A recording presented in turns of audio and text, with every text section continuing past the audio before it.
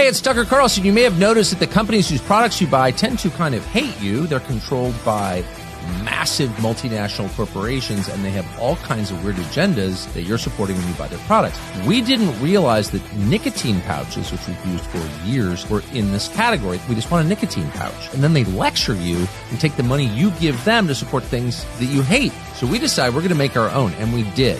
And it is, we can say, not bragging here, just stating fact, the single best nicotine pouch in the world. It's called ALP, and it comes in all kinds of excellent flavors. Wintergreen, tropical fruit, chilled mint, refreshing chill, sweet nectar, and a bunch of others that we're rolling out. By the way, there are 20 per 10, not 15 like some of our competitors who will not be named soon.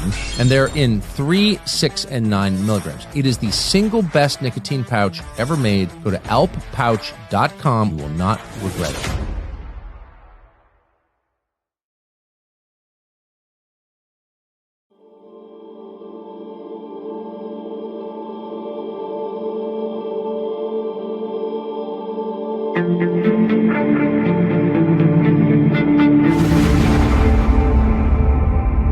What they're best at is cheating at election. They cheat on elections. That's their single greatest trait. They cheat like hell. And let me tell you, they tried to cheat on this election, but we made it too big to rig. Remember? Too big to rig. They tried. I watched those numbers. We had Elon with us. Elon is a smart guy. Elon was with us. Elon Musk. And I was sitting with Dana White and Elon Musk, and I'm watching the numbers in Pennsylvania, and we're winning so easily. Then all of a sudden it flatlined. And I said, I think they're cheating again. Look at this. What's going on? I think they're cheating again. And Elon looked at us. He goes, no, you're going to win. They just don't know it yet. And about 15 minutes later, we won, sort of crazy.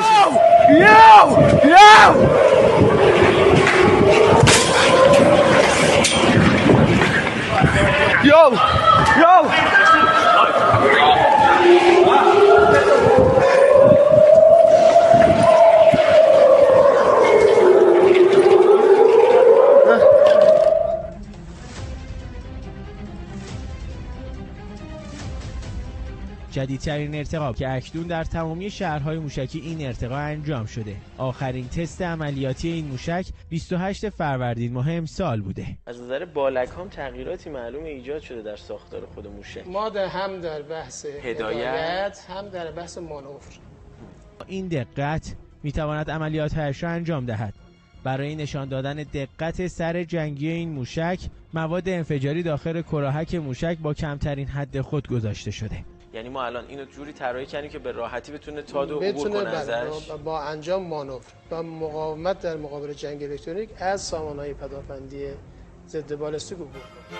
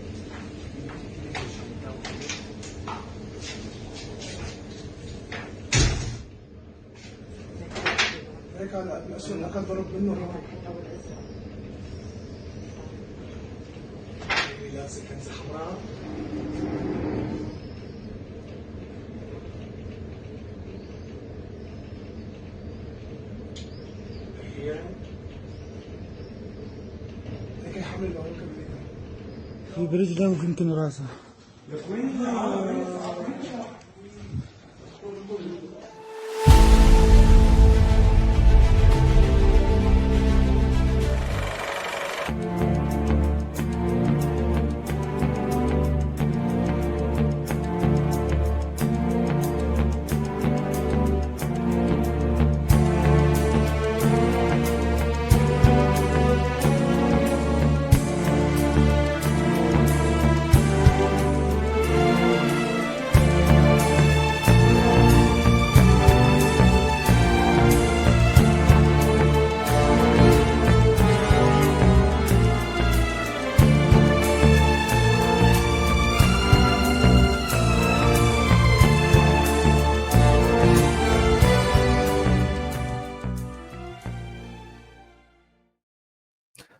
Welcome back to the SCIF. Are you ready for World War III? Because it's coming, baby. You saw a lot in that cold open. You saw Israel, Ben Gurion attacked the airport in Tel Aviv by a ballistic missile. We think maybe a hypersonic missile. We're going to have Brandon Weichert on shortly to discuss that at length and dive into what's actually happening in the Middle East, because guess what? Your sons and daughters are going to be involved in this, so we're not going to get away from this one. Ukraine, the mobilization continues. You saw that in the cold open as they are continuing to snatch guys off the street, send them to the front, where once they're given a few days of training, they last about 4 hours, we're told. So as Trump said, and as others have said, thousands of guys dying. This is ridiculous. It's stupid. It's depopulation. It's literally a satanic ritual. It's just mass murder. And it needs to stop. This has to stop. This is not benefiting anybody on either side. We're going to continue on this theme this week, no matter if people like it or not. And you saw the new jihadi government in Syria massacring people at a Syrian nightclub in Damascus. These guys are killers. Al-Qaeda, backed by Obama and that gang. And they're now running the Syrian government because Assad is out. I mean, I'm not putting up, saying Assad's better, but these are the guys. If Golani gets a suit and a haircut, it still means he's a terrorist.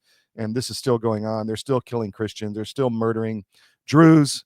There's a huge fight in the south of Syria on the Druze issue. We'll talk about that with Brandon Weichert. So, wow, just a lot to talk about. And we're still waiting on the arrest for the election fraud. You saw President Trump there talking about what happened during the 2024 election. Was Elon involved? I don't know. I hope that things are more aware at the White House level than we're seeing. There's been no arrest. Pam Bondi and Cash, in my view, have been a big disappointment. Everybody's saying, oh, the arrests are coming. Wait, it's coming. I know, wait. Well, we're waiting. We're turning blue. We're holding our breath, and nothing's happening. So there's plenty of people to arrest, from the COVID bioweapon mass murder to the election fraud to the corruption. We've seen we get one or twosies here and there of guys getting arrested for corruption or whatever, but not deporting illegals, not following federal law. That's all great, but don't be out there saying we've got such a great thing going because you've arrested a few guys. We need busloads of people heading to jail and to prosecution. Fair trial prosecution for mass murder and for sedition, and go down the list. So we're going to talk with Brandon here shortly on all of this stuff. We're also going to discuss multiple other issues. Today is May 5th, and I'm your host, L Todd Wood, and this is your mission brief. Houthis bombed Tel Aviv airport.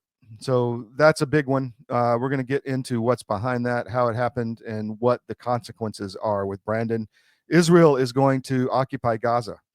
They're straight up saying it now. We're going to occupy all of Gaza, and we're instituting a facial recognition system. If they want food, they have to pass our facial recognition on their phone or whatever. I'm not sure exactly how it's going to work. Maybe we'll get more information on that from Brandon when he comes on. And Jacksonville is collecting registry of gun owners unknowingly while people checking their weapons at the courts and other places. Jacksonville, Florida. Florida is not the free gold standard of elections, by the way. Trump is going to reopen Alcatraz. Interesting. I think that's a signal that there's a lot of people that are going to have to go to jail. This is a big, mental picture for the bad guys. We'll see where that goes. And DeSantis has changed the Florida Constitution. Did you know this? Because he doesn't like all these people getting information on what's going on behind the scenes, open, FOIAs, open records requests, whatever you want to call them in Florida, whatever the correct name is. The Florida establishment doesn't like that. The election fraud cartel down there that we've discussed many times with Chris Gleason and others. And, this all needs to end in Florida, and there needs to be a change. I hope President Trump is aware of all this. I hope someone on the team is aware of what's going on in Florida. Anyway, we'll be right back with Brandon Weichert after the break, and Brandon Weichert, and we'll talk about Israel, World War III, Ukraine, all of it. He's a great resource, geopolitical analyst and author. Stand by. We're on the SCIF. Don't go away.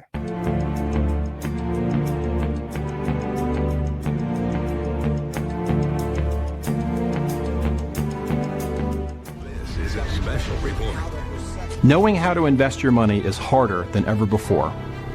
Dealing with stock market volatility, record debt, and terrorist attacks requires new thinking. At U.S. Asset Management, we can help you see the world more clearly so that you can move beyond the chaos and invest with confidence. Call us, visit us online, or drop by our office. U.S. Asset Management, helping you make better decisions with your money. Pandemic, we can never be caught unprepared again. And so many Americans, when COVID hit, they had nothing in the house. The stores were shut down, and doctors' offices were shut down. And even if doctors prescribed drugs, hydroxychloroquine, ivermectin, pharmacists wouldn't fill the prescriptions. That was a nightmare. Now the situation is much worse. We have these horrible supply chain problems. In our emergency medical kit at the Wellness Company, we have 8 prescription drugs that are all potentially life-saving.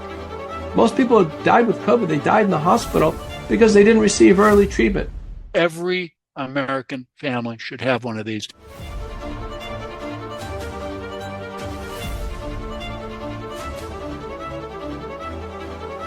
I can tell you the Wellness Company kit is the answer. So we are in the factory in Kentucky. This is Alp World HQ, and we are at the end of the packing line. So I'm going to show you how it works. We have the card, throw it in there. There's a packing slip, and then you have the Alp. And 4, but that seems honestly like a lot. 3 now, but it's good. You just pack a punch that, for a normal nicotine brand, it'd be like 8. We think 3 is fine. Next one. Again, 4. Let's throw 3 in just to keep it fair.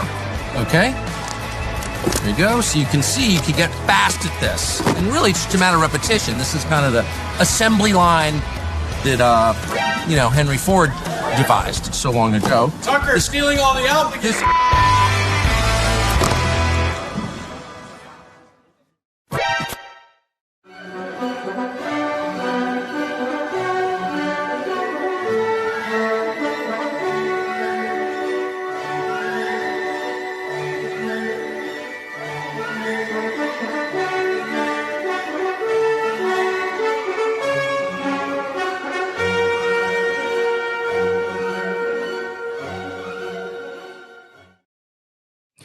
Welcome back to the SCIF. I told you we're going to talk about World War III, and we got the guy to do it. I'm going to bring in Brandon Weichert. My friend, how are you? I'm all right. How are you doing? Well, I called you late last night, and you were good enough to come on last minute. I really appreciate it, man. And but when I saw the Ben Gurion attack and all of this going on in some of your posts, I said, I got to get this guy on because you get what's happening. Yeah. My first reaction was that this was some kind of false flag to get the war kicked off. I mean, what do you think? You know, it's so funny. I didn't even think of that. The reason I didn't think of that is because I know for a fact that the Houthis have what's known as the Palestine 2, a hypersonic weapon. It is a derivative of Iran's hypersonic weapon, the Fatah 1, which itself was handed over to the Iranians by the Russians, which is based on the very advanced Russian hypersonic weapons. So the Russians have multiple different, versions of these things, and they've been feeding it to the Iranians, who've been feeding it to the Houthis, and we know the Chinese are helping the Houthis target American warships in the Red Sea with satellites. Yeah. So I didn't even go, but of course this could very well be, but I honestly, I don't think that's what it is. I mean, you had Ansar Allah, which is the actual name of the Houthis. Their people came out and said, we did this. It was a hypersonic weapon. And the Israelis delayed responding to that until several hours later, the IDF spokesman came out and said, well, the reason we didn't intercept it was because there was a mechanical issue with our air defense system, which is a bunch of bollocks, as my British friends would say.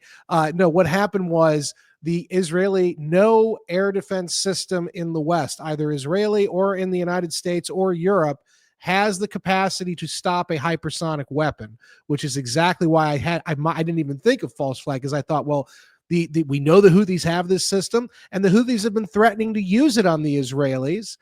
They've held back thus far, but now this is all happening on the eve of this Israeli offensive into Gaza.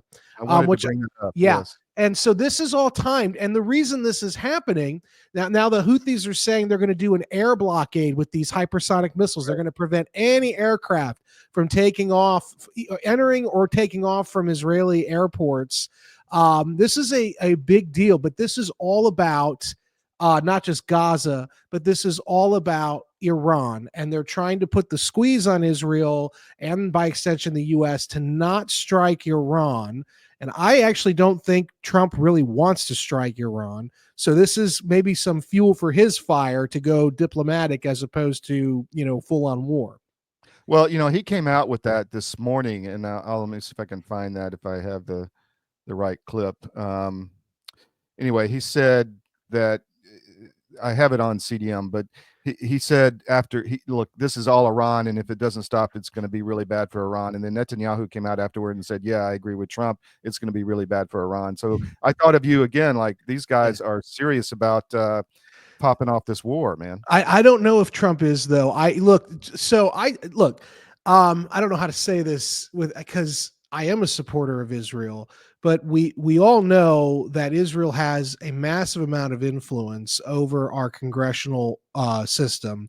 We know that Trump right now has got to get this, what he calls big, beautiful tax deal through Congress. And it's more than a tax deal. It's basically pushing as much MAGA type legislation through in one sitting as possible. But if he doesn't help the Israelis, or at least appear to be, he can't get that through because Congress will gridlock him because of the influence of AIPAC.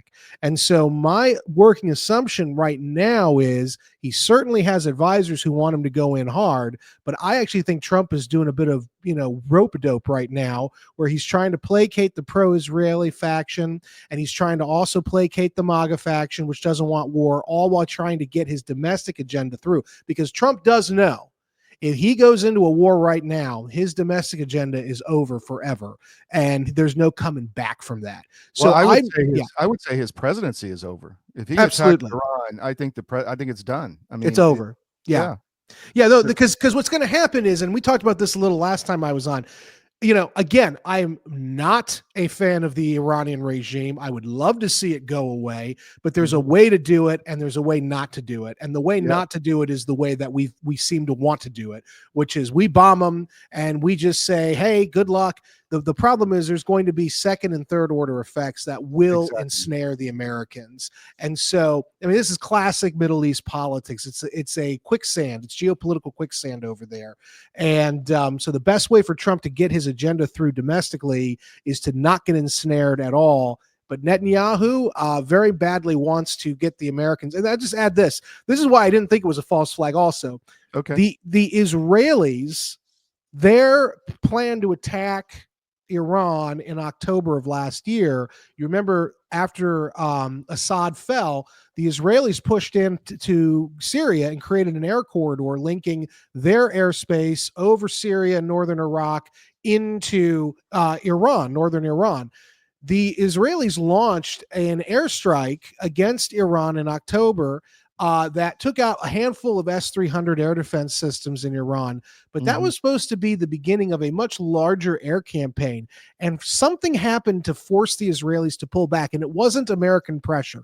What I have been told by people in the U.S. intelligence community is that the Israelis got into Iranian airspace. They did clip those 5 or 6 Russian-built air defense systems, but then they got a sense of the area, and they were like, "Oh my goodness, the Iranians have way more sophisticated air defenses than what we thought they had." You know, and we don't electronically, they could pick up some of the signals of what. Yes, and they just could tell there was more systems in place than what they thought, and so they pulled back from that larger strike, and they never went back in. They haven't been back in since really October of last year. Yet they keep saying we can go in whenever we want. Well, we know in the intervening period of time, Russia has plied Iran with increasing levels of not only sophisticated air defenses, but also with increasingly more sophisticated missiles. And that's to say nothing of the support that China is providing Iran. So any airstrike that Israel tries to do on Iran without U.S. support is not going to work, and they're ultimately going to have to rope the Americans in.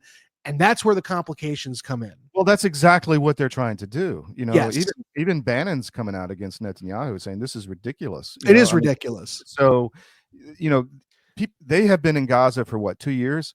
And that's right next to Israel. They said, the Israeli government said there's 40,000 militants still there.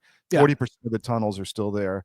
After 2 years, so you think a foreign country way over across the continent where you don't know what's underground, you're going to be able to subdue this regime with a few airstrikes? That's right. That's right. Well, it is a joke. And here's the thing. Netanyahu got caught with his britches down on October 7th, 2023. Okay. Now he has avoided having to politically pay the price for that. And that is partly because he has kept his population distracted by constantly doubling down and expanding on the war for the last. Have you 2 noticed? years. Let me interject. Every time he has to go into court, something happens. Exactly. Well, this is the old Clinton maneuver, right? When Bill Clinton was being impeached, he'd bomb, an aspirin factory in Nigeria, or he'd bomb, Iraqi suspected WMD sites. That was the whole Operation Desert Fox in '98. So, and it was timed with the Lewinsky impeachment. So this is classic politician. Ultimately, we all have to remember politicians are the same everywhere. Okay, it's not a personal thing against Netanyahu. He's doing what you would expect a politician, unfortunately, to do in any country. But the problem for Netanyahu is Israel's a very small country, and it is in a very nasty neighborhood, and there's only so much that technology can give in terms of giving an edge to the Israeli fighting force. There's only so much that can be done. And what has happened is Netanyahu has not only doubled down, but then he's expanded and opened up multiple fronts. He's got like 5 or 6 fronts going.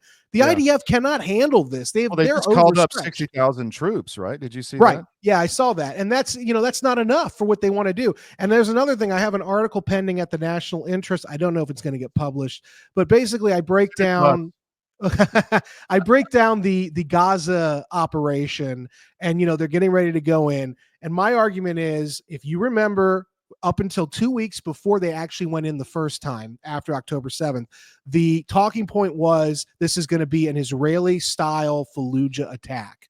And they were bringing in U.S. Marines to advise the IDF on who had fought in the Second Battle of Fallujah. Hey, this is what you're going to have to expect.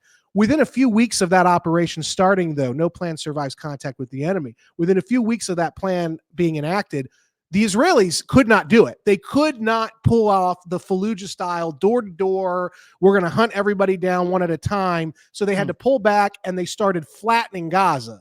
And the reason they're doing the bombardment of Gaza is not because they're trying to ethnically cleanse. I'm sure there are some Zionists who want that, but that's not the majority reason. There's a very strategic reason. It's because their initial Fallujah-style campaign failed. So now they've gone Stalingrad, And this is why they're having to keep going back in. Building standing. Where That's they right. Just have nowhere to hide, kind of. That's thing. right. And the problem is that now that has engendered the world against, at least the developing world, against them, and that's actually empowered Russia and China to stand more strongly with their great enemy in Iran. And nobody's talking about, by the way, the introduction of Turkey into this whole equation. I'm the only one that I know who's talking about this, because Turkey's a much bigger threat, in my opinion, to Israel than Iran presently is.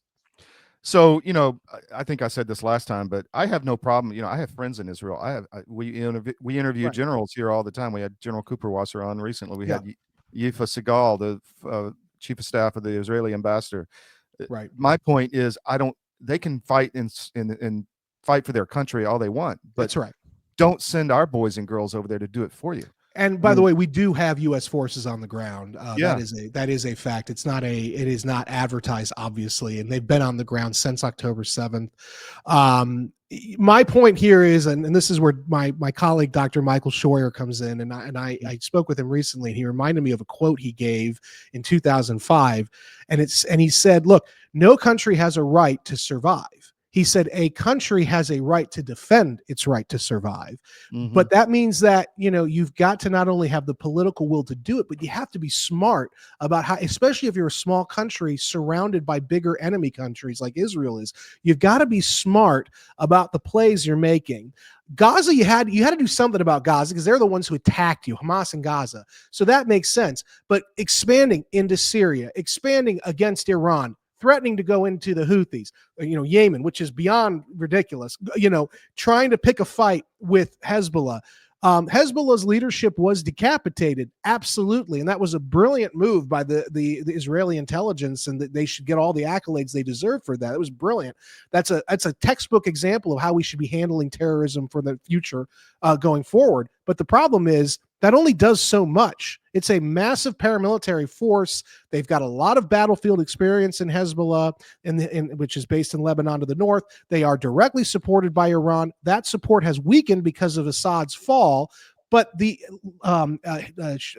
Hezbollah is very much still a serious threat. This narrative that's out there that, well, they're no longer a problem. No, what happened was Netanyahu had to end the war as soon as the pager operation happened, because had it gone on the way it was, they were going to lose to Hezbollah the way they lost in 2006. And if you talk to any Israeli military official offline, like I have done, they will admit that the 2006 war against Hezbollah was not a running success like their media people say it was. Well, Lebanon's always, it's not gone well for them in Lebanon. No. It has this time, at least on paper. Well, that's because they pulled back and they clipped the leadership. That was smart. And then Netanyahu realized I can't fight them while I've got 40 to 50,000 fighters in Hamas down south, and I'm trying to do stuff against Syria. So Netanyahu had to back off, and he had to spin it like this is a win. It wasn't really a win. They degraded Hezbollah's leadership to a point, but I would argue the leadership has probably already been reconstituted. Yeah, that's. Yeah, and furthermore, the same thing with Hamas. They did degrade their capabilities to some degree, but nowhere near enough to feel secure. And frankly, the whack-a-mole strategy is not going to work. It never does. Well, you can understand the Israeli effort to control Congress and to, get us into the war because their backs against the wall. But that doesn't mean it's okay with us. Right. I mean, that just, well, and also, I wish that people in Israel, in the government, would talk to people like myself who do support their capability to survive, but is also, we're not Israel first. Have to, if you're dependent on the United States for strategic assistance and the U.S. is willing to lend it, you also have to understand there's going to be a limit to what we can do. And furthermore, set aside even that. The fact of the matter is, when Trump took over, the cupboards were bare. Okay. Yeah. Our arsenal is depleted. We don't have a defense industrial base to replenish them. They were talking about the terminal high altitude air defense system as being potentially, there was a technical problem with it. Maybe they were saying, no, the problem is the THAAD system that we gave them is probably our most advanced air defense system around. And yet even the THAAD system cannot stop a hypersonic missile. And now the Houthis and the Iranians know the Israelis can't stop hypersonic weapons, even with U.S. help. Guess what? That's what we're going to flood the zone with now. And they've got plenty of those systems in spades, both in Yemen, but also in Iran. Well, it's very concerning for the U.S. Navy in the Red Sea, too. I mean, we're going to lose a carrier at this point. I mean, you want to talk about the end of Trump's presidency? If he loses a carrier, which he's going to at very soon, if he loses a carrier, that's World War III, because we're going to go after the people who did it, and then we're going to find out the Chinese helped to target it. Then we're going to find out that the missiles were actually really given by Russia, and then that's going to spiral out of control. Goodbye, MAGA at home. There's going to be no MAGA agenda. The reforms will not be put in place. We will continue on our decline, and this will speed it up. And then Trump will be the whole agenda that they're trying to push. I think that is. I think ensnaring him. Remember, this was the agenda with COVID, right? They got him. They got him with COVID in the first term. They prevented his reelection. They used COVID to basically manipulate everything in 2020 against him, and they were effective. And now here we are again. They can't use a pandemic again because that's a little too on the nose. So now they're trying to gin up World War III, and they're probably going to get what they want unless Trump pulls U.S. forces back and he says, I'm not getting in the middle of this. Great advice. Can you stay for one more segment, Brandon? Sure, sure. All right, yeah. We'll be right back.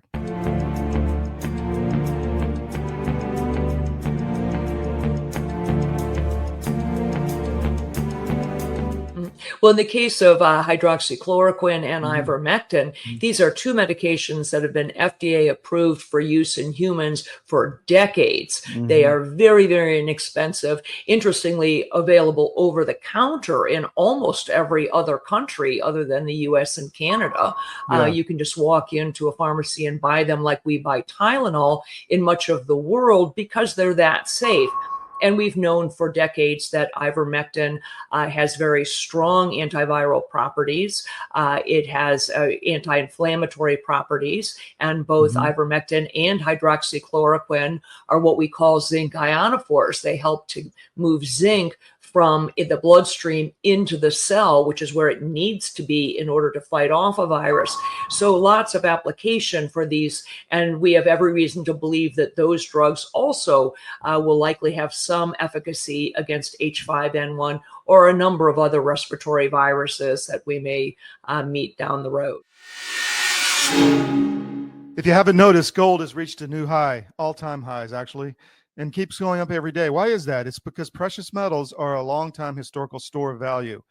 And if you own a portfolio and you have assets in the fiat currencies, i.e. stocks, bonds, cash, or whatever, you're vulnerable to hyperinflation, which is coming as our debt explodes another trillion every 90 days. It's really scary. So how do you protect yourself?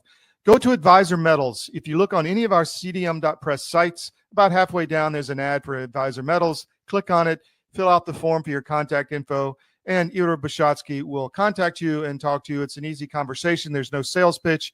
He's completely verified by us. He has a regulatory background we've checked into. We've checked with his bankers. We've checked with his IRA custodians for metals, and we can highly recommend Advisor Metals and Ira. So go to Advisor Metals. If you call them directly, tell them we sent you at CDM, and he'll definitely take care of you. But protect your portfolio because you really need to. It's coming. Thank you.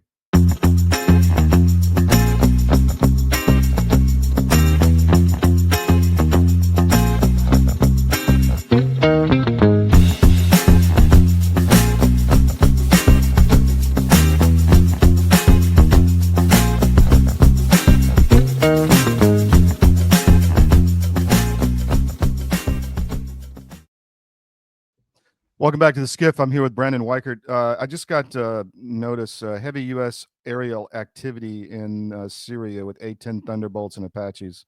Yeah. I mean, this is getting serious, folks. It is, and I don't really understand what the objective is. I still don't. I mean, I understand we're holding the Deir ez-Zor oil field, and I understand we're protecting the Kurds. At some point, though, we need to have a real talk about what we're trying to achieve here, because just hanging around endlessly. I mean, look, one of the reasons why Trump is even hesitant about striking Iran is because he knows we've got 60,000 about U.S. forces spread throughout the region including in Syria, all of which are within the range of any Iranian retaliation. And the Iranians have already said, yeah, they're going to go. They're going to hit us if something happens. And so, it's, and then there's an explosion in the port of Sudan that the UAE drones employed by the rebel Sudanese forces used to, and it was an attempt to basically prevent the Russian Navy from using port of Sudan. There's a whole side story there, but it's off the Red Sea. So this is all part of a larger movement in throughout the Middle East. The reason the Russians want the port of Sudan is not just because of access to Africa, but it also allows them, to interdict into the Middle East after losing Tartus in Syria. So this is there's a big, great game in the Middle East going on. And unlike the British of old, Americans don't really want to play a great game. We want to rebuild our country. Sun Tzu, and I'm paraphrasing, Sun Tzu advises you can either have a war or you can rebuild your country. You cannot do both. And I'm very concerned about where this is going. Not because Trump necessarily wants war. I don't think he does. But I think that he has surrounded himself by a bunch of chicken hawks. And I think also he feels that I'm just going to say a bunch of chicken hawks. I don't want to get into other. Well, that's why Waltz allegedly got removed, was because there needs to be a counterintelligence investigation now into Waltz. If this reporting is true, if he was actually having inappropriate contacts with senior Israeli defense officials and then secretly archiving on an Israeli app his conversations with senior Trump administration officials, there's some kind, I think it's a spinoff of Signal that Israel made. And basically the story is, and this is all unconfirmed, and I just want to make that clear. Yeah, it's all the story, the story is that Waltz was, because Signal, it deletes. That's the reason people use it. It auto deletes after a few days or a few months, whatever. But supposedly Waltz was basically sending or copying his archive on Signal before it deleted to an Israeli-based Signal-like app for what we don't know. And also they can see the conversations going on. Well, that's the implication, right? Yeah. Right. And that's a problem. That is not just somebody who supports a policy and is on the losing end of an internal policy battle. That is now borderline treason, and there needs to be a very serious counterintelligence investigation into him, and he should not be getting the UN job. He should be getting fired and investigated. Well, there was we reported something which really didn't get a lot of press. There was an Israeli general on an Israeli television channel last week, and he said that when the whole Waltz thing was going on and Witkoff, and he said, "Look, Marco Rubio promised us that what happened with Adam Bowler would never happen again." And to me, that just outed Marco Rubio as doing almost kind of the same thing. Well, yeah, I mean, Marco Rubio is look, Marco, I remember Marco when he was the Speaker of the Florida House down here in Florida. Marco has always been an AIPAC supported guy. Waltz was an AIPAC supported guy. And that's just who these guys are. And again, I don't like the jihadis. So, if Israel's against the jihadis, I support Israel too. But to a point, right? There's got to be some degree of, we're not going to go to World War III for this.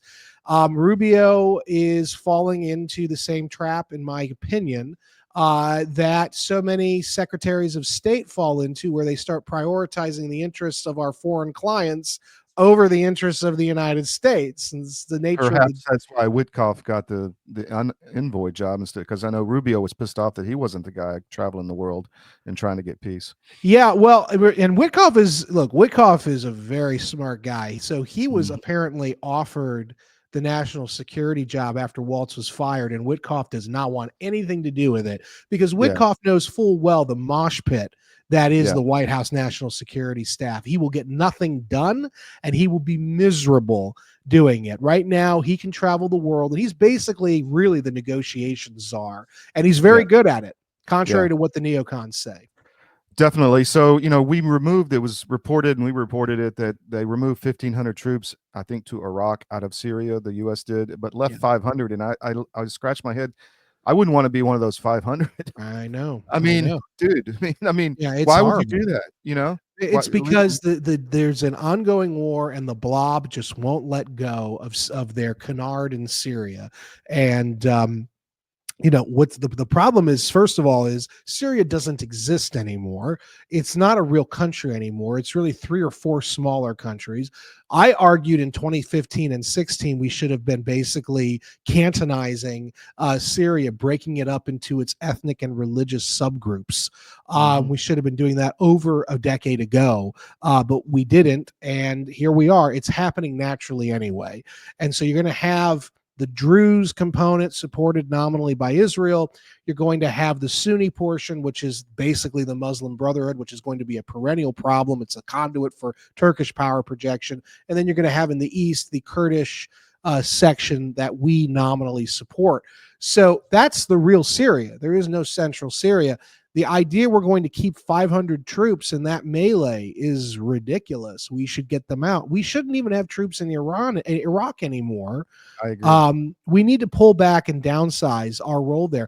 The Middle East is no longer the most important geostrategic asset in the United States. Yeah, we don't need the oil anymore. We don't. We have energy, right? That's right. And if you want to keep your finger on the pulse of the global oil flow, okay, you keep a small presence there.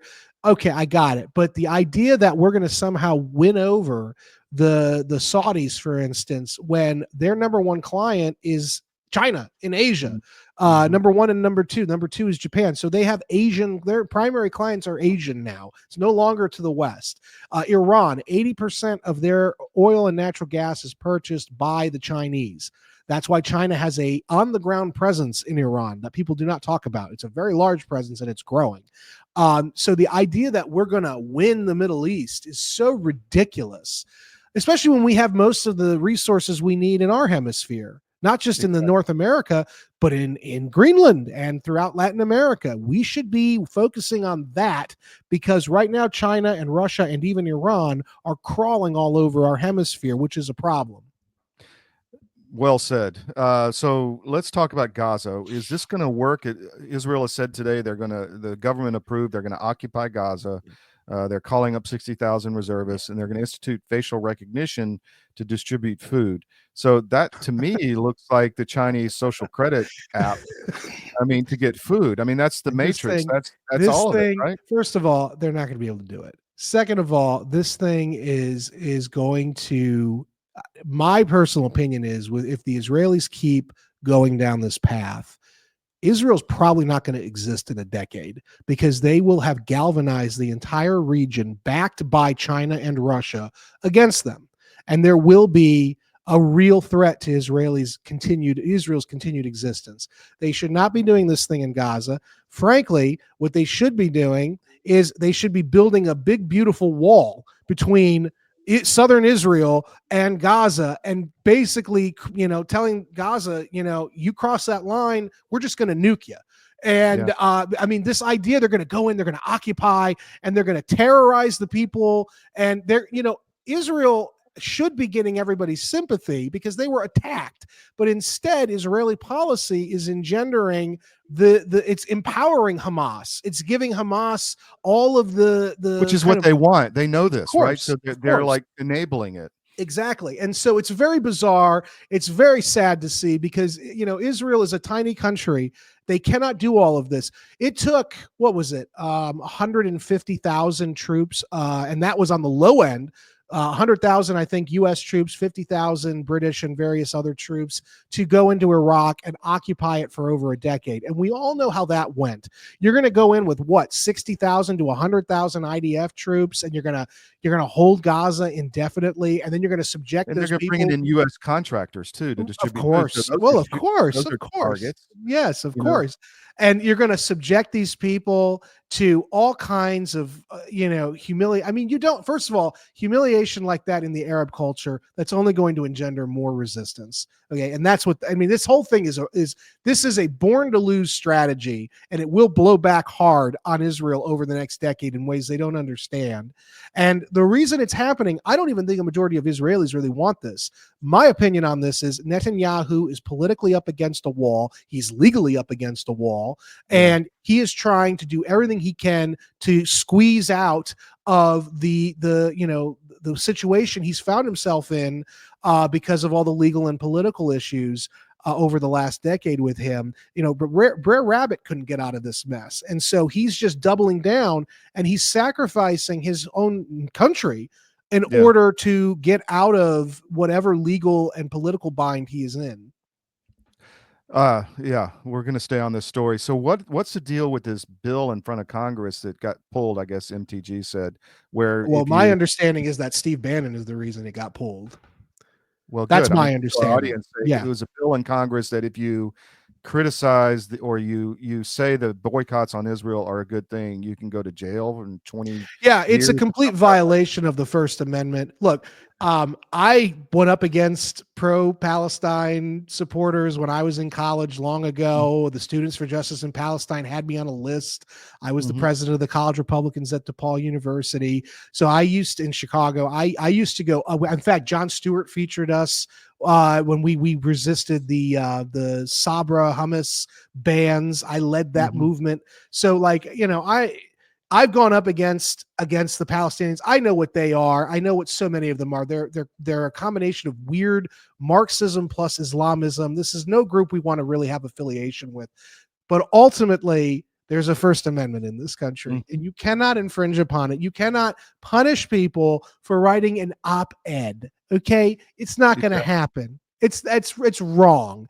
And it just shows you, though, the level of outsized influence that the pro-Israel elements have on Congress, that this even was going to go forward, if not for Steve Bannon, if not for one, talk show political commentator making this a cri de coeur. You mean to tell me that this was going to go forward and you couldn't even say things like Christ is king?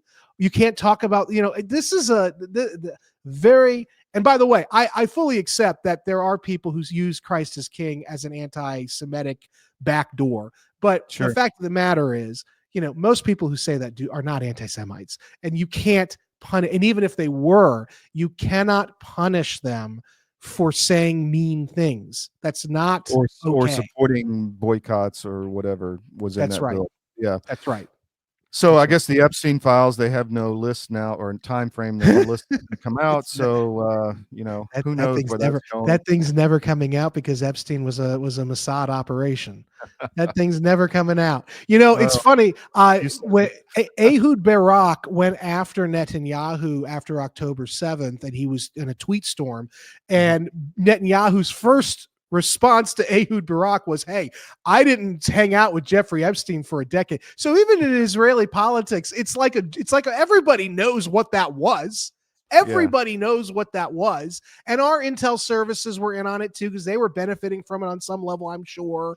We know all the connections. There is no way that thing's coming out. Whatever files haven't been destroyed or buried, Pam Bondi and Kash Patel and Dan Bongino are doing exactly what they were sent to do, and that is to cover this thing up, because it will humiliate not only our intelligence services, but also Israeli and probably British intelligence as well.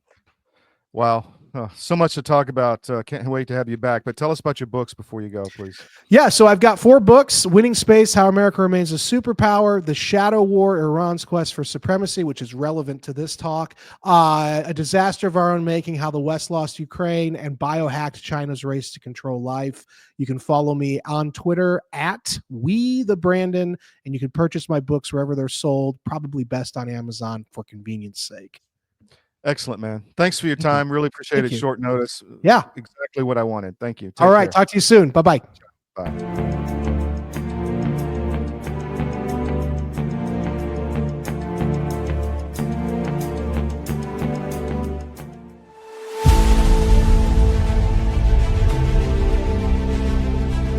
I'm watching my friends gain more and more weight. And then eventually, I got to tell you, this is a little dark, but bad diet literally killed my whole crew.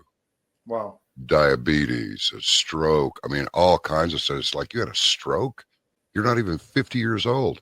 You guys got to quit eating this stuff. Your body knows what's what. You're not conscious of this. But that's why people will go to the refrigerator and they'll grab this and that and the other and put together this outrageously elaborate combination of foods. Your body's trying to reach balance.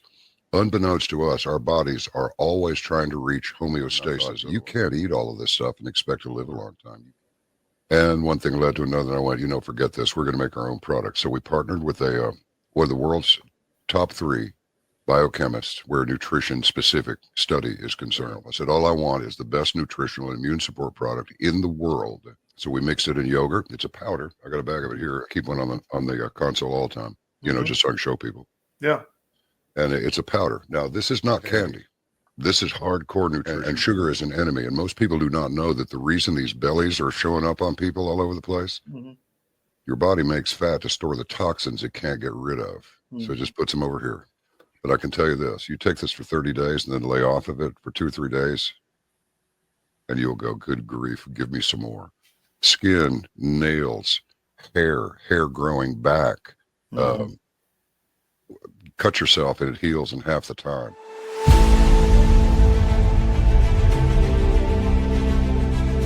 I'm David Cross, and you may know me from my election integrity work, but I also own U.S. Asset Management, an investment advisory practice. I've been an advisor for nearly 30 years, and one of the questions I get asked most frequently is, do I have enough money relative to other people my age? And while that's an interesting question, it's also the wrong question. The right question is do you have enough money to sustain your lifestyle for the rest of your life? This is a question you should know the answer to. This is what we do. Check us out at us-am.com and look for our big proud American Eagle logo.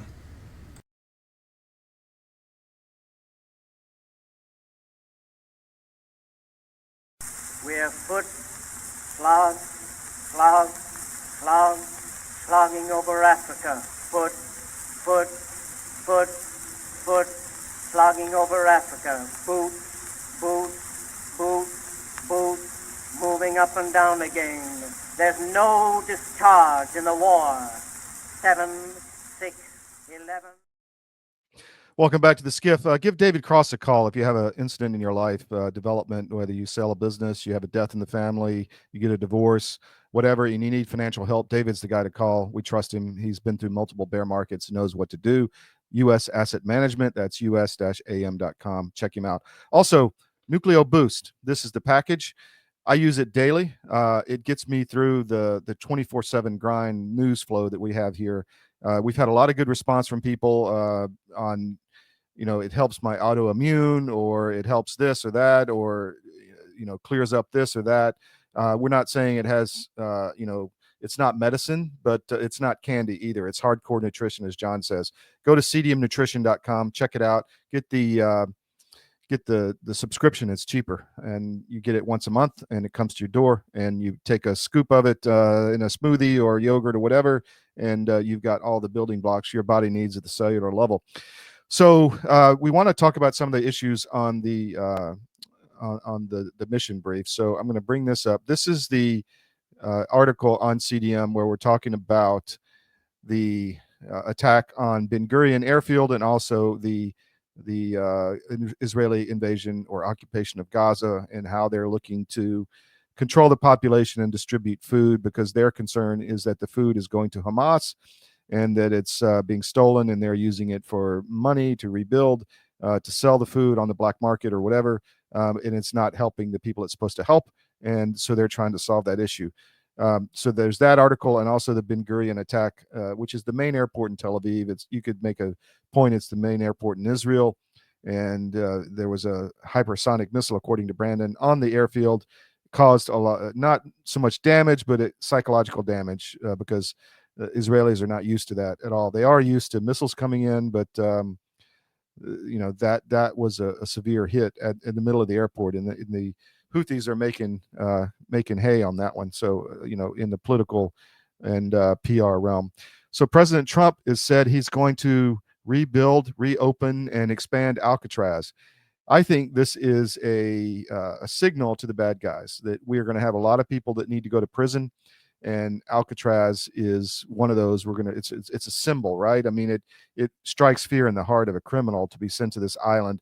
We did a training mission when I was in special operations, and we flew about 50 helicopters from I think it was Las Vegas, all the way across, air refueling multiple times, and did a hit on Alcatraz. And it it is on its own, and it's right in the middle of San Francisco Harbor. All the criminals right there that people can look at. It's a museum now, but Trump wants to reopen it and make it a bigger and better prison, a big, beautiful prison, I guess, is the deal. So we'll see how that goes. We'll stay on that story, but I do think it's a message to the bad guys.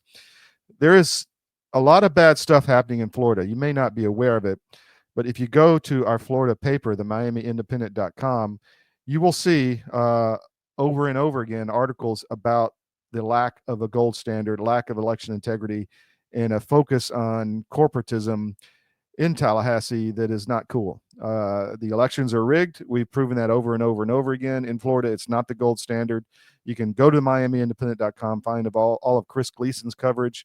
But guess what DeSantis did over the weekend? He just changed the Florida Constitution and took away protections for a lot of grassroots players in a bid to continue to make corporatism, and you could call it fascism at some point. It's, the merger of government and business. And that's what's going on in Florida. And we continue to point it out, and they continue to ignore it. I hope the Trump regime or Trump administration knows what's going on, because the DeSantis regime is not working for the people of Florida. Let's just put it that way, and we'll leave it at that. But go to the Miami Independent and check it out, and you'll find a lot of really good stories there. Another one there that we wanted to bring up is that Jacksonville is allegedly keeping records of gun owners. This was done when people have to declare their weapons at government buildings or whatever, and they're keeping records of all who owns these guns. That's illegal according to Florida law, and but we're highlighting it. Kat Stansel put out a great article on this, and we're going to stay on this story because it's really important that we know what the government in Florida is doing. And there was another article that I wanted to bring to your attention. It's not in our mission brief today, but this one is from Martin Armstrong, who is one of the big, I guess, guru strategic thinkers out there. And he is warning Europe does not want peace, and America needs to get the hell out of NATO. I tend to agree with that. I mean, they're putting people in prison over there for memes, and it's just it's tyranny in Germany and the UK and France. France has banned Rumble. I have people all the time saying, I can't see your videos, I'm in Paris. Well, they banned Rumble. I have to tell them to go to YouTube if the video is there. But France, Germany, the UK, I don't know what's going to happen in the UK. There's some light at the end of the tunnel with Nigel Farage and reform, but they're canceling elections in Romania. Although we had another win today in Romania, it's going to be real interesting to see what happens there with the win of the right-wing candidate in Romania. So all of this is wow, just a lot happening. This is what we try to do at State, and we don't try to do. We do it every day. We cull the news down from all over the world in the morning. We get it out early, and it's up on cdm.press. So put us in your daily scan, morning, noon, and night. We're on Rumble, X, Gettr, YouTube. We stream the show. The YouTube is loaded after the show because we have to edit sometimes if we say the V word, the vaccine word, and they don't like that, so we have to cut that out so we don't get banned again. We just got back on after a 5-year ban, and we're on podcasts. So if you missed the show, you can listen to it in the car with any podcast provider out there. We're going to take another break. When we come back, we're going to talk about the interview that Tucker Carlson did with Catherine Austin Fitts. I have interviewed her many times, but I'm going to play some portions of that interview because it's really informative and what you need to know. And that's what we're about here at CDM, is making you the smartest person in the room with your intelligence brief every day. And this is right up there with what needs to be known. You know, people are saying, why is this going on? Who's doing it? What's the real agenda? Why are they cutting up children's bodies? Why are they doing this? Why are they doing that? This was really filled in a lot of the holes there, and I think you'll enjoy it. We'll be right back after this break.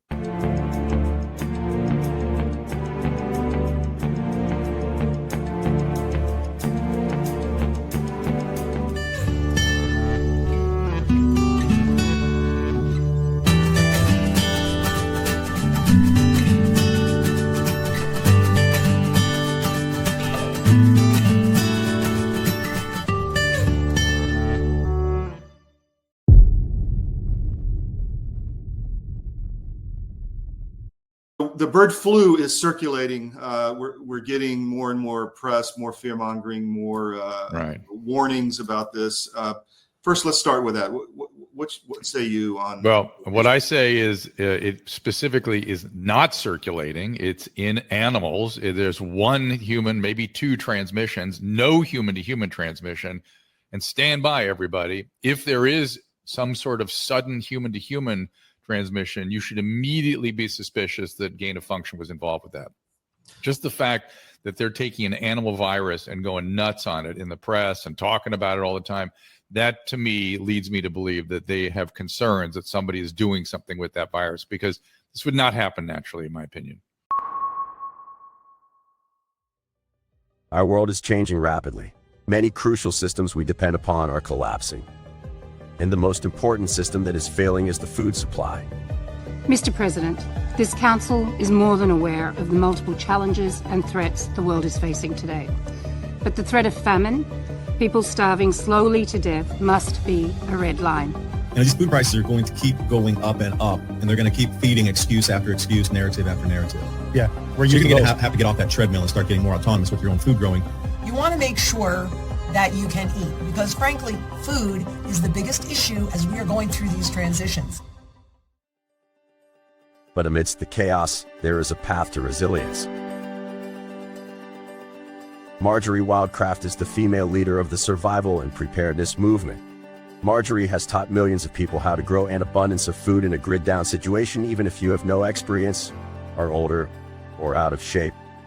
I've spent decades finding the fastest, easiest, and funnest ways for the average person to be able to grow a lot of food.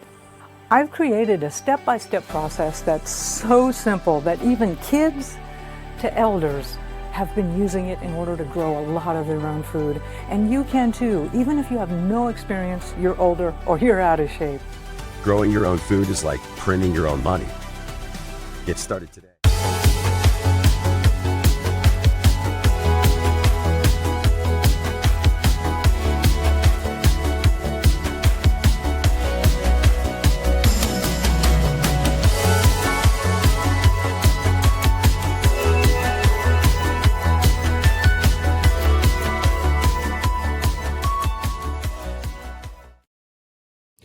Welcome back to the SCIF. Please check out the wellness company, twc.health/CDM for our audio audience. You can use promo code CDM. You'll get 10% off. This is their travel wellness emergency travel kit. I love it. I carry it everywhere. I've used it many times, have to pull it out for different things. And they have the contagion kit, which is for the upcoming next round of bird flu or pandemic or whatever, with all the nebulizer and all that inside. Just go to their website, twc.health/CDM, poke around, check out the memberships, the drugs, the supplements, all their plans for doctor visits, etc. They've been a big supporter of ours, and we want to support them. So please check it out. I said I wanted to let you hear some of Catherine Austin Fitz. She's been a friend of the show for some time. I interviewed her over a year ago on our Masters of the Universe segment on information operation. But she is really just a wealth of knowledge. And as Tucker says in the interview, she's not some chick off the internet. She was a partner at Dillon Reed. She worked under the Bush administration and a senior position in housing and urban development, HHS, or I forget whatever. It was one of the agencies. And also she is on the board of Sallie Mae. So she's a real heavy hitter financially and policy-wise. But she's got some stunning things she talks about. So I think this is required listening. We're going to play some of it. Here we go. So thank you for doing this. You get, I know you worked on this for years, but you get the sense, if you're just a sort of aware person, that there is a concerted attempt by governments around the world to digitize commerce and to digitize currency and to basically control people through money. Correct. Correct. Okay, so that was my first question. Is this happening? Am I imagining it? It's absolutely happening. And what's important to understand, it's been happening for a long time. In other words, this is like an invisible corral that they've been building around you for a long, long time. Because how do a few sneak up on the many? Well, you have to do it very quietly and visibly before you throw the trap. Smart. So essentially what they're building, because it's converting a currency system into a control system. So it's really the end of currency. And what they're doing is they've been building the different digital pieces. And when it integrates and comes together, then you literally have a digital concentration camp. It's complete and utter control. Otherwise known as the world. Here's the thing to understand. You and I grew up in a world where there was mass media, where you were pitching stories, so you had 57 varieties of ice cream and you're pitching them to 57 different niches, but you're still pitching to mass audiences. What we're talking about is a system where you can surveil, control, and influence one person at a time. And with AI and software, each person can have their custom surveillance, influence, nudging, and control system. And punishment. Yes. Enforcement. Because ultimately, if you control money, you can starve people to death. You can kill them. Right. So go back and think of the pandemic. So if I say you can't go more than a mile from your home, and I say you have to be mandated a pharmaceutical, then if you don't take the pharmaceutical, I can turn off your money. If you go more than a mile away from your home, your money and your credit cards won't work. So if, whatever rules I lay down, there's a wonderful example. The head of the Bank of International Settlements is the central bank of central banks. And it's been running the process to implement basically an all digital monetary system. And they have innovation hubs all over the world. They've been running this process for a long time. And in 2020, when the pandemic started, or it was October 2020, so the pandemic was underway, the general manager of the Bank of International Settlements was on an IMF panel. And in 1 minute, it's the first time in my life I ever saw a central banker tell the truth. I fell off my chair. And he said, the beauty of this is we can set the rules on how your money works, and we have the technology to enforce them.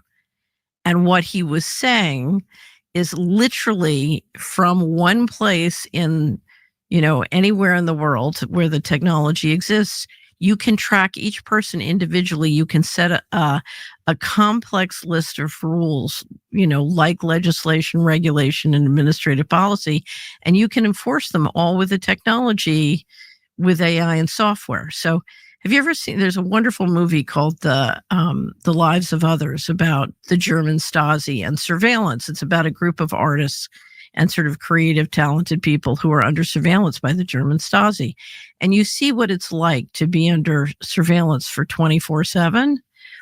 Think of each one of us. We're all under surveillance, not just by governments, but by corporations who are trying to do something. And it may not be anything nefarious. So 80 different companies are trying to sell you something, or 80 different companies are trying to get your data for some reason. And so they have AI and software bots that track you and follow you and learn from you and try and influence what you do, because they're trying to extract some kind of value from you. And literally think of, being attacked by a swarm of bees. We're surrounded now by a swarm of AI software bots, all trying to learn from us, extract something from us, or get us to do something. Now, when you go to an all digital system, then there's no escape. And then they can start literally to enforce rules. They do now. So what are the manifestations of this that maybe we're not paying attention to or don't perceive for what they are? So look at what they did to the Canadian truckers. We don't like what you're doing. We cut off your money, and we cut off your friend's money. And if people help you, we cut off their money too. So I've known so many different people around the country who've been debanked. We just got legislation passed in Tennessee that a bank over a certain size couldn't debank someone for political or religious reasons. And you're one of the things that's happening. There's no such federal law. Not that I know of, but I haven't looked. I've been working with the states because ultimately the one power currently under the Constitution in the United States that can stop this, the powers not delegated to the federal government by the states are reserved to the states. In other words, the states are technically more powerful than the federal government. And under the Constitution, they have the power to override the federal government on many different issues, including healthcare. And so one of the tensions we see in America is more and more there is a debate between the feds and the states about who has what power. So we've seen a lot of the conservative AGs and treasurers pushing back in a wonderful way, in a marvelous way. The challenge they have is this, and this was said to me by a senator in Northern Ohio. Northern Ohio has one of the best groups of sort of freedom-fighting legislators in the country. And as you probably know, because you know Montana, it's very beautiful. And you talk about Montana? Idaho. Idaho. Okay. So, but it's right, it's right next to Montana. So one of the Idaho senators said to me, he said, my problem, every time I fight to implement the Constitution, he said, what I learn is every year we send $1 to Washington, and every year Washington sends back $1.19. And when I say I want to implement the Constitution, my constituents say to me, I'd rather have the 19 cents. Yeah. So what we've been watching literally since World War II is the federal government and a very, largesse, both monetary and fiscal policy, buying people out of the Constitution and buying the whole the federal government is right now operating so far outside the law. It's, how unbelievable it is. So that's the challenge before us. If we want to be free, we're going to have to decide we're not going to let ourselves be, it's like being sort of walked into the slaughterhouse. We're not going to walk into the slaughterhouse. But you don't even, I guess what bothers me about it, there's something wonderfully straightforward, horrifying, but wonderfully straightforward about just a conventional invasion where people show up with guns and tell you what to do, because at least you know who the enemy is. But there's something very scary in an insidious way about being lulled into slavery. Right. And the thing to understand about the lulling is the marketing plan works one person at a time. In other words, I buy with money. Your friend, I buy by knocking them off. For the other, your other friend, I get a control file on. So there are thousands of different ways of nudging, buying carrots and sticks to get everybody into the control, into the trap. And what is so insidious about this is much of the marketing plan is invisible, and it really is crafted one by one. The odds seem overwhelming against the average person in a system that you just described. So how far are we from not being able to exercise constitutional freedoms? So I don't know how many years. They're clearly pushing to have this done by 2030. And, what I do have to say is if you look at what it takes to stop it, I believe they're going to fail. Now, what I don't underestimate is how much damage they could do. And the failure may not come in time to save America. So if we could just stop and define terms, who's they? The central bankers. Yes. Right. So we have a democratic republic, or we have a republic and use this democratic process. What happened in 1913 is the bankers took control of monetary policy. What they're trying to do now is take control of fiscal policy. Once they get control of fiscal policy, it's going to be much harder to reverse it. Can you, I'm going to ask a series of really dumb questions. Okay. I hope you'll indulge me. What's the difference? Taxation without representation. But between fiscal and monetary policies. Okay. Monetary policy is I control the process by which currency is issued, including through credit. Yeah. So I generally govern and control credit issuance. Yes. And from that, the currency, the creation and management of the currency. Fiscal policy is when I control the taxes and the borrowing of the U.S. government. Now, because the central bank basically operates the borrowing, it's the borrowing is shared. But this comes down as this is the Boston Tea Party moment. Can they tax without representation? So I'll give you a little story. During the Biden administration, Biden nominated somebody for control of currency who was ultimately not approved. The Republicans in the Senate killed the nomination. Before she was nominated, 3 weeks before, she wrote an article in the Vanderbilt Law Review that said the great thing about central bank digital currency, in other words, an all digital currency system, is you have the perfect tool to deal with inflation. If inflation gets out of hand, you just freeze everybody's bank accounts. Nice. Right. So it's so inflation is a creation of monetary. It's the effect of monetary policy. It's like something that somebody did to you. Well, there are two things that cause inflation. So one is monetary policy, managing monetary policy in a way that creates monetary inflation. But you also have, and we're going through it now, what I call deglobalization, where you have real increases in the cost of goods. So my cost of goods are going up, and it's not because they're issuing, too much currency relative to growth. It's because we are reversing globalization. Globalization created a whole lot of lower costs for a variety of reasons. So if you had severing of supply chains, for example, that would cause inflation because it just costs more to get the materials and the goods. Right. And it's not just higher prices. It's, some products, a lot of products stop being economic and just go away. So, when you hiccup supply chains, especially if you do it by shock doctrine or shock and awe, which is what we're watching now, it wreaks havoc. So think of it like a flotilla of ships that need to turn. If the aircraft carrier doesn't let everybody know they're turning, then the boats aren't ready to turn, and you.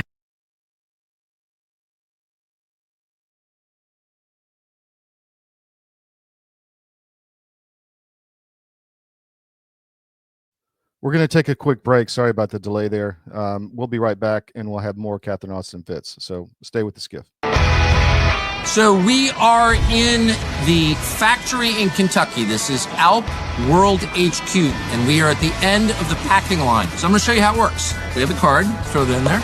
There's a packing slip, and then you have the Alp. And 4, but that seems honestly like a lot. 3 now, but it's good. These pack a punch that, for a normal nicotine brand, it'd be like 8. We think 3 is fine. Next one. Again, 4. I'll throw 3 in just to keep it fair. Okay? There you go. So you can see you can get fast at this. And really, it's just a matter of repetition. This is kind of the assembly line that, Henry Ford devised so long ago. Tucker stealing all the applicants.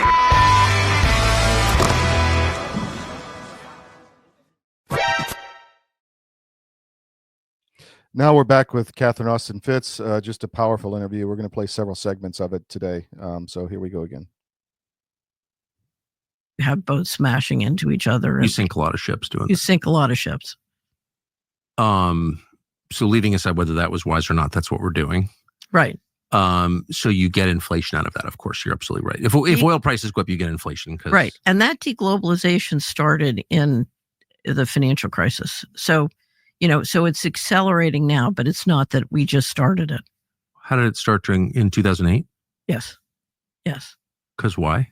Because for several reasons, but one is we were trying to exercise more and more control through the dollar system. And we've always exercised a lot of power and control and extracted a subsidy from the dollar system. But you have more and more people trying to get out of the system. And the financial crisis, the Asian crisis in 97 was a real wake up to Asia. You need to create more resiliency. But more and more things happened. And then in 2008, it started to accelerate with the creation of as the BRICS started to organize and work to sort of pull out of the dollar. So the idea was you've got a world economy based on the dollar. The people who issue and administer the dollar are not running things responsibly. Therefore, we need a separate safe haven. The people running the dollar system want a unipolar model. Yeah. The U.S. wants a unipolar model, and we don't want to be part of a unipolar model because we don't want, if you look at the level of subsidy they're extracting, we don't want that level of subsidy extracted. And if you look at some of the rules and regulations, we don't want to be a part of it. So we in India, I don't know if you ever saw it, one of the greatest explanations of globalization ever given. Sir James Goldsmith came to the United States in 1994, and he did an interview with Charlie Rose, and he described why we should never approve the Uruguay round of GATT and institute the WTO. And to this day, he nailed it perfectly. If you could summarize his argument, what would it be? He said, we are going to hollow out the middle class in the West. and we are going to devastate our culture. All to make culture. Money. Yes, our culture. We're going to devastate our culture, and we're going to devastate the quality of the food supply. He said that? Yes. So now those are my words of way of saying it. You should watch it. And I think to this day, I think it's the best description. And if you read my online book and you listen to Sir James Goldsmith, what they both describe is the fact we knew what we were. In other words, the leadership knew that this would destroy or devastate the West. So why'd they do it? That's the $64,000 question. Well, they hate the West. Defenders of the West. No, I don't think you are. I think one of the reasons they did it is I think they wanted to create the capacity and centralize the capital they needed to go into space. And I think they knew that they would need every 100 or so years, the central bankers do a reset. And I think they knew they were coming into a reset. And they felt with this technology that they, if they didn't globalize, someone else would. And they wanted to control the process. They needed the money to go into space? Mm-hmm. The capital. Well, I don't even know what that means. So I think they wanted to build the capacity to become a multiplanetary civilization. Really? Yeah. Spring and summer are here. That's good news. It means you get to go outside and frolic in the good, smack it all. Visit Safe like Simply Safe. Man, I was caught up in such minutia in 1994. I never heard anybody say that. I had no idea that was happening. So I didn't become convinced of that in 1994. I became convinced. Were you still working for the federal government in 94? My company was the lead financial advisor for the Department of Housing and Urban Development. And I was trying to clean up the mortgage corruption. And what I ran smack into is that they were clearly and intentionally setting up the infrastructure to dramatically increase mortgage fraud. Intentionally. Mortgage fraud is a public-private partnership between the New York Fed member banks and the federal government. So the Treasury and the Fed were clearly engineering a massive new mortgage bubble. And essentially, I was doing a series of things. And that mortgage bubble was going to centralize capital. And I was working on a whole plan coming out of the Bush administration. We were taking all our profits and investing in building a software infrastructure that would help communities decentralize political and economic power, but in a way that would create new great wealth. And one of the projects we had was we were working with, I had a subsidiary that had a project working with the top pension fund leaders in the country. And essentially our job was to figure out how the pension funds could invest so that they could handle this baby boomer demographic going through the pension and retirement system. And how we could do it, how they could invest their money because they're operating at such a size that it would be good for America. How do you build a stronger America in a way that helps the baby boomers, live in retirement? And I made a presentation in the spring of 1997 we were at a big money management firm outside of Pennsylvania. And one of the board members was a money manager who worked with a lot of the pension funds. And so we had all these top corporate and state pension fund leaders. And I made a presentation. We had done a simulation of re-engineering the Philadelphia economy to achieve this. And the top pension fund leader looked at me and he said, "Oh my God, this is very similar to what we tried long ago and it didn't work." And I said, "You didn't have the internet. You didn't have the tools to get the average person's learning metabolism high enough, on an economic basis to do that. We had built a data servicing company in low-income communities, and we were able to show how easily we could get the labor force or people on welfare off of welfare and making lots of money and being very productive at high speed." And he looked at me and he said, "You don't understand. It's too late." I said, "What do you mean it's too late?" He said, "They've given up on the country. They're moving all the money out starting in the fall." He said, "You've got to get to Nick Brady." Nick had been my I had been a partner at Dillon Reed, and Nick had been the chairman of Dillon Reed before he became Secretary of Treasury. And at that point, Nick is out, but, sort of involved. Anyway, he said, you've got to get to Nick and let him know it's not hopeless. This can all be turned around. And I thought he meant we, the pension funds, have been instructed to reinvest equity and reallocate our equity into the emerging markets, which made sense because they had a much higher growth rate. What I didn't realize then was, and I realized shortly thereafter, in October of 1997, that's the beginning of the 1998 fiscal year, huge, enormous amounts of money started disappearing from the U.S. government. And literally, by the time of 9/11, there was $4.1 trillion missing from DOD and HUD. And if you remember, the day before 9/11, Donald Rumsfeld stood up and basically said, he did a press conference and he said, there's $2.3 trillion in undocumentable adjustments last year at DOD, and we're missing money, and it's worse than terrorism. And then, of course, I was working with a reporter on a huge story that would have published that Friday after 9/11 about the missing money. We'd been working on it for over a year, and she'd done 9 stories. I'd helped her do 9 stories because we were trying to get the General Accounting Office, now they call it the General Accountability Office, but we were trying to get both Congress and the GAO to do something about it and to try and stop it. And anyway, as you know. Yeah, priorities changed. Right.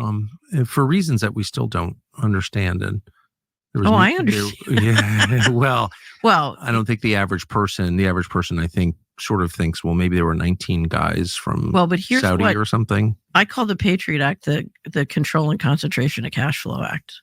Because one of the things that happened after 9/11, if you look at the history of the black budget and sort of secret financing that the government uses for secret and classified projects, that pot of money had grown and grown and grown, and it had become very dysfunctional to try and get that money. Mortgage fraud, I believe, was one of the biggest sources, and that's why what I was doing sort of went into the heart of the problem. But the Patriot Act and that whole process was very successful at moving a lot more money onto the budget. In other words, it made it much easier to get enormous amounts of money for the national security state as a result of what happened. Now, whenever you do an operation like this, you stack functions. So it's only one of many goals, but it was very successful.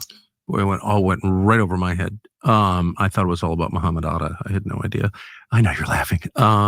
I want to tell you my church story. Wait, hold on. There's so many threads here. Yeah, it's a lot of threads. Yeah, there's a lot of threads. I don't want to let it continue to hang in the air, this question of space.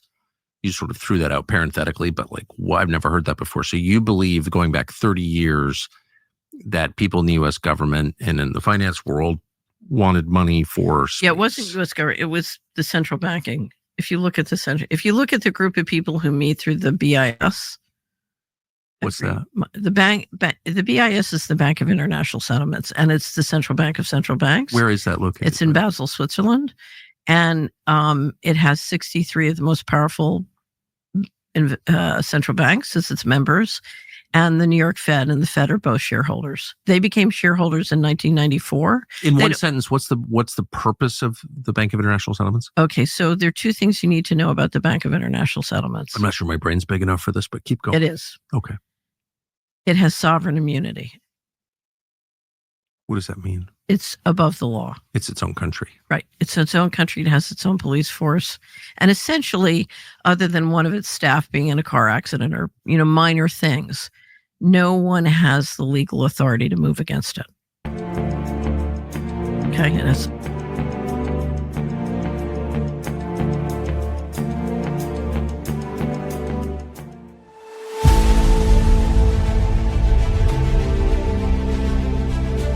watching my friends gain more and more weight. And then eventually, I got to tell you, this is a little dark, but bad diet literally killed my whole crew. Wow. Diabetes, a stroke. I mean, all kinds of stuff. It's like, you had a stroke? You're not even 50 years old. You guys got to quit eating this stuff. Your body knows what's what. You're not conscious of this. But that's why people will go to the refrigerator and they'll grab this and that and the other and put together this outrageously elaborate combination of foods. Your body's trying to reach balance. Unbeknownst to us, our bodies are always trying to reach homeostasis. You can't eat all of this stuff and expect to live a long time. And one thing led to another, and I went, forget this. We're going to make our own product. So we partnered with one of the world's top 3 biochemists where nutrition specific study is concerned. I said, all I want is the best nutritional and immune support product in the world. So we mixed it in yogurt. It's a powder. I got a bag of it here. I keep one on the console all the time, just so I can show people. Yeah. And it's a powder. Now, this is not candy. This is hardcore nutrition. And sugar is an enemy. And most people do not know that the reason these bellies are showing up on people all over the place, your body makes fat to store the toxins it can't get rid of. So it just puts them over here. But I can tell you this, you take this for 30 days and then lay off of it for 2 or 3 days, and you'll go, good grief, give me some more. Skin, nails, hair growing back. Cut yourself and it heals in half the time.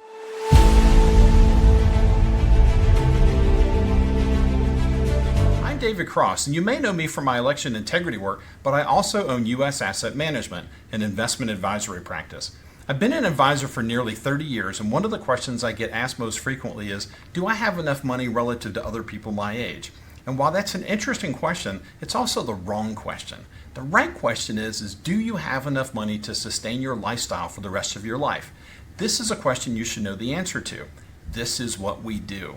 Check us out at us-am.com and look for our big proud American Eagle logo.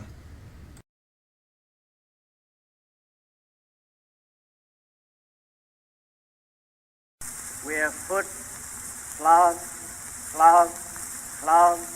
slogging over Africa. Foot, slogging over Africa. Boot, moving up and down again. There's no discharge in the war. 7, 6, 11. Welcome back to the SCIF. There's so much going on. I wanted you to hear a couple clips from Catherine Austin Fitts, because I think that interview, some people said I already saw it. I apologize, but many have not. And if you haven't seen the whole interview, go to Tucker Carlson Network and watch the whole thing. It's probably the best use of your time you could do right now to give your kids a good future, to understand what's really going on, because we can't fix this until we understand what's really going on. So we had the Georgia show on Sunday, and we were early in focusing on Georgia at CDM. We had the Georgia Record, georgiarecord.com, and the Georgia show, which we do Sunday at 2 and Wednesday at 7. And we really delve into one of the states that's the most captured and essentially fascist, where you have the government working directly, even with Chinese corporations, against the people of Georgia. The GOP has crowded out any grassroots coming into the organization in very tyrannical ways. But we're continuing to dig, and I want to play a short discussion Bill Quinn and I had on the Georgia show Sunday about some weird transactions that are showing up in Georgia GOP accounts. So here we go. I'm just trying to make people aware of what's happening at the local level. This is the intelligence brief. It's not entertainment. So here you go. Right. So let's move along to our next topic. So during this week, there's been some very interesting things reported that have been found in federal filings. Let's begin with this.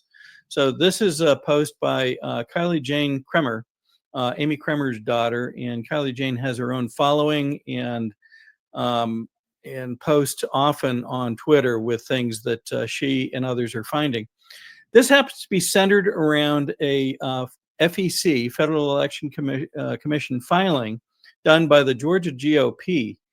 And earlier in the week, they found something very interesting. It is an expense, essentially a way of reporting expenses. And it lists as the payee Alloy Personal. And it wasn't known what this was at first, but it was a non-trivial number, and people began questioning it. $479 for something, and it was called a meeting. And so I guess folks started looking for, who the heck is Alloy Personal? Well, they ended up finding it, and it caused even more questions. There it is. Alloy Personal is Alloy Personal Training. Now, how could that be? How would we have the Georgia GOP led by Josh McCoon paying for apparently personal training appointments? And this was reported by our friends over at Voice of Rural America, and BKP brought this up. Others started delving into it. Kylie Jane Kremer herself reported that she had done her own independent review of the documents and found it to be valid. And so after they found the first one, they found more. And apparently they found 4 of these that had been executed, all for $479. So it appears from first glance that these are for 4 separate individuals. We don't know who. I know that folks have asked members of the executive committee who might be in a position to know. I think they've gone to the treasurer of the GOP who might be in a position to know. But these do not indicate a person's name on them, just the same thing. Alloy Personal, and let me see if we can zoom in a bit more so you can see it. Alloy Personal, now you can see the way it's listed on the top box there, and it's listed as a meeting. And then they have amounts. Now, it's a little difficult to see on this screen, but they break the amounts into what are called federal share, non-federal share, and then the total. So the total on each one of these is $479, and it's broken down into 2 components, one just over $100 and the other $379. Within, I guess, 48 hours, they found another one that delved back to December. Same place, I believe the same amount. So what does this mean? Well, clearly, the GOP, Georgia GOP, accepts money both from national political agencies like the Republican National Committee and others, but also gathers funds from folks that are here in Georgia and I guess around the country that want to contribute to the Georgia GOP, but do so as individuals. You would think that they would shy away from spending donations on such things and may in fact not supposed to be spending donations on these things. And then in the coming days, there appears to be more that's now found. One is this lists Brooks Brothers, like the folks that make suits and custom shirts and custom ties and other things. This one's for $131 and again is broken into these components, federal share and non.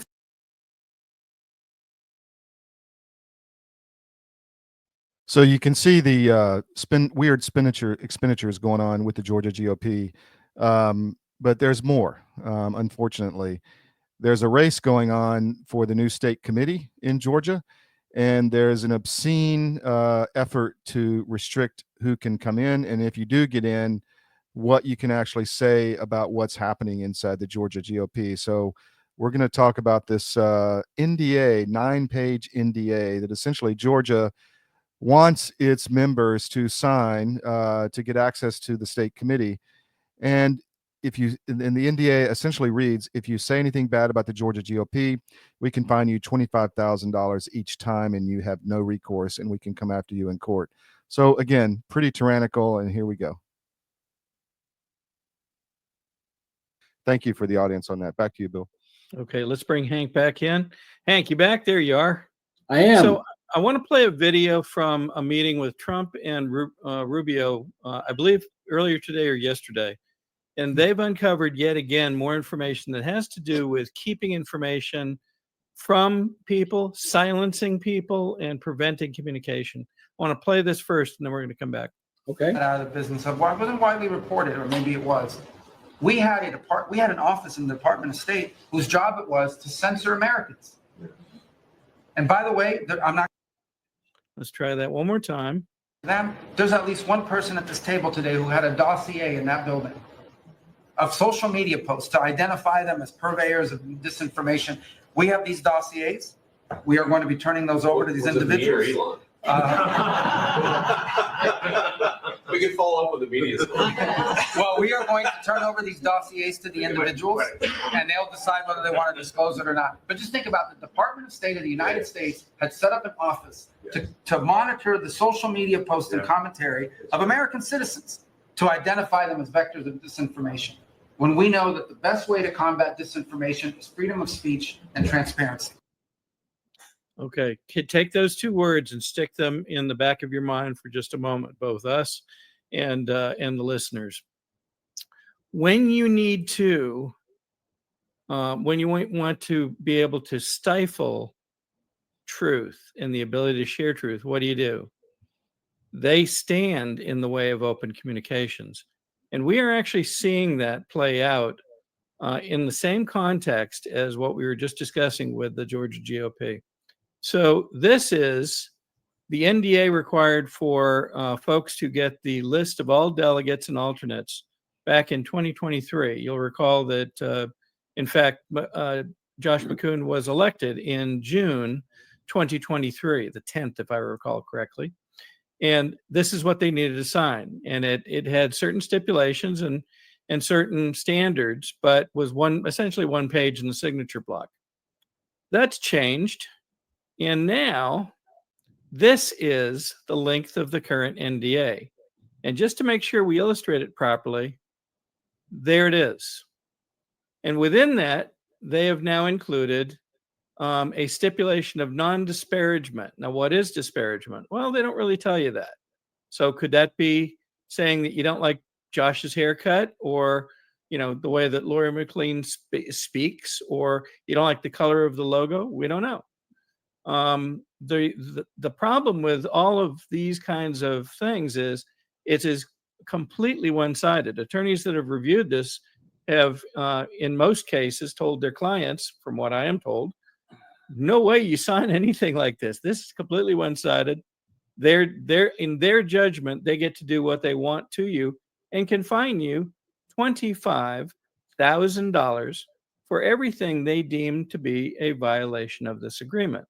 And they've locked it down in such ways to prevent, very, very frankly, even challenging their judgment as to what might be a violation. So you can imagine, if you were to do something and they called it, well, you violated it 10 times, they now have, it isn't even a penalty. They're calling it liquidated damages to the tune of $250,000. Okay? I would just say this, that, you didn't have to do anything. All you had to do is sign that document and they could take you to court and say that you did, and they could ruin you. Anyone who would sign that document is a fool. I've never known anyone who is happy having signed an NDA. That anyone who would sign something like that is taking their financial future and putting it at risk. But no one should be able to. No one should do that.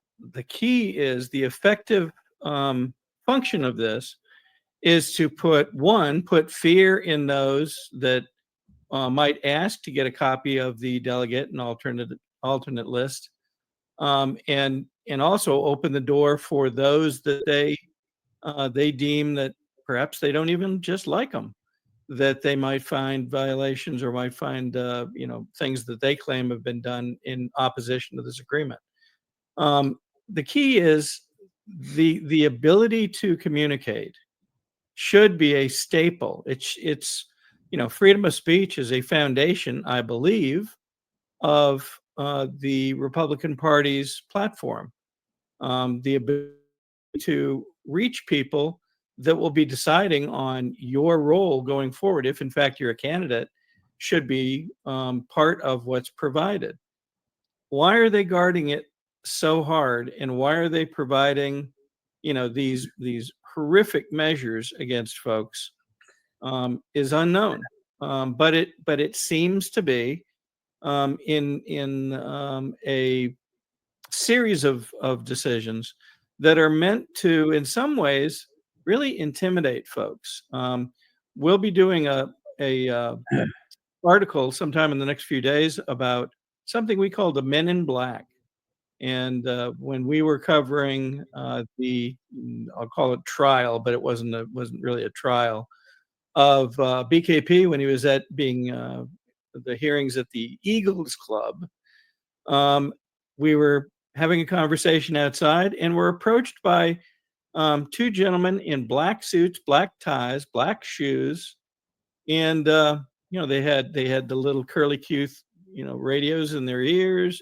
They had little pins, and they looked very much like Men in Black. I thought, boy, the next step is they're going to take out the neuralizer, and we're going to forget our middle name. Josh McCoon does not play by rules. The rules, even if these were authentic rules of the party, he doesn't abide by those rules. The way he had operated to remove Brian Pritchard from the first vice chair position in the party, he followed no rules. He had no authority to call the state committee together, yet he did. Unless you get the executive committee together and they vote for a resolution to give you that authority, the chief executive has no authority, but that's what he did. I mean, so there are no rules when you're at the highest level of the Georgia Republican Party. They make up their own rules. Josh McCoon. If you wanted to keep grassroots freedom-loving Americans, pro-Trump Americans, out of the party and out of the way of whatever decisions you're making, you'd do something like this. I mean, what other reason could there be? They're not looking for free and fair discussion of who should be running the party. I'll say that. Yeah. And so why would they do this? What is it for them? I mean, this job doesn't pay anything. So what's the goodie that all these people get out of it? They're just that patriotic? Yeah. It's power. It's power, and power being used in dark ways, in my opinion. Well, I think it's at least power. Mm-hmm. I think there's at least power. I think that when this regime is out, there should be a full-blown audit of the Georgia Republican Party Incorporated books, all of the books for the last 10 years. Yeah, and court documents, because they've gone to the extent to hide a 30 or 40 page settlement, hide it like in perpetuity, longer than the JFK files have been put away. So one of the things that I note over the last couple of weeks is in debates and speeches by David Cross and Josh McCoon, it's come up again and again and again that who did what during the 2024 cycle and election, and Mr. McCoon is quick to take broad credit for organizing, paying for, and so forth. And we've shown that most of the paying for actually came from the Republican National Committee, the Senate Republican Committee, Trump Force 47, and Trump's own campaign fund. But more importantly, he seems to imply that a lot of the brains behind it, came straight from his desk. He often neglects to mention other people on the team, if he mentions them at all. What was very interesting to me was last night. There were two commissioner slots open in Cobb County. Cobb County, the same county that happened to move more blue under the past 4 years, and during which Sally Grubbs had been running the GOP in Cobb County. So they moved more blue, and then all of a sudden last night, there's a set of elections for commissioners. I don't know the total number of votes cast, but I suspect it's in the maybe 8,000 range total. So I think that's about correct. It could be a slightly higher. But more importantly, there's a small race that you would think that an expert in election management and influence would be able to secure pretty close race, if not the win, right? And yet both of those slots went to the Dems. How could that be when we have an expert, someone that's done a great job leading the party to get Trump into office with, millions of votes, and yet, getting two county commissioners to the tune of probably less than 5 figures of votes elected? How could that possibly be? Looks like somebody's asleep at the wheel. And what we're discussing tonight is kind of emblematic of all of that. Look at how Josh McCoon has divided the party. This is how Democrats win, when the party is divided. Are we the ones dividing the party? Look, I'm a Lincolnian Republican. That's where my roots are. You can't say I'm not a Republican, but that's what's going on here. He's dividing the party because I don't believe he's been honest. And that's the first thing I look for. I can deal with people on an issue by issue basis, and we can disagree. I can respect your opinion, but we can't have that same discussion if you're not going to be honest. And I don't believe these people are honest with us. And so that's the divider right there. We got to have people in our office, not only in the Republican Party, but that's where our candidates come to become officers in the government. And that's how all of this works. And so if they're brought up in a political party that's dishonest, what are they going to be when they get into the office? When that same party elected them by rules that don't even exist. I mean, this is absurd. The absurdity of this is just overwhelming.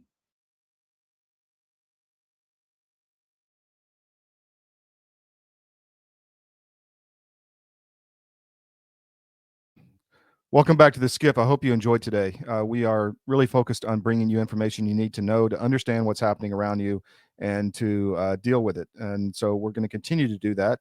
We'll be back tomorrow. This show is 10 to noon, Monday through Friday, Eastern. And really hope you enjoyed it today. We're going to have some great guests throughout the week. I've got Gawain Towler from the UK coming on from the Reform Party. Not sure which day, probably Wednesday or Thursday, but tomorrow we'll have some great guests. And I know you love the guests. I get a lot of good feedback, so that's one of our strong points. So we'll see you on the SCIF. Put cdm.press in your daily scan, morning, noon, and night. Check us on Podcast, X, Gettr, Rumble. This will be loaded up to YouTube later. If you're a YouTuber, follow our YouTube channel, CDM1 on Rumble, and follow our X channel. Thank you very much. We'll see you tomorrow morning at 10 a.m. Eastern.